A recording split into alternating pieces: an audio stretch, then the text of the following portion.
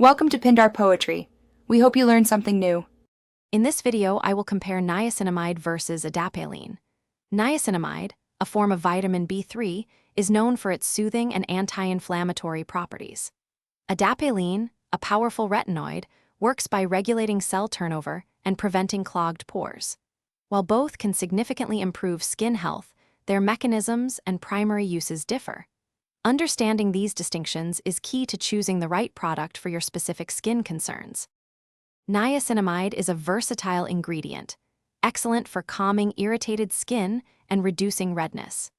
It also plays a crucial role in supporting your skin's natural barrier, helping to retain moisture and protect against environmental stressors.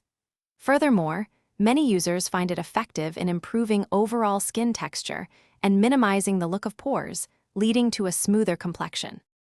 Adapalene is a powerful ally against acne, working deep within the pores to prevent blockages that lead to blemishes.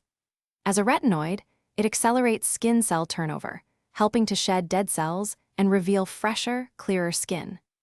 This action not only treats existing acne, but also significantly reduces the likelihood of future breakouts, making it a cornerstone for many acne treatment routines.